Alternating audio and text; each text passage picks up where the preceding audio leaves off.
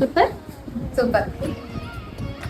അല്ലാണ്ട് ഓവർ കുത്തിയിട്ട പോലെ തോന്നാതെ നോർമലായിട്ട്.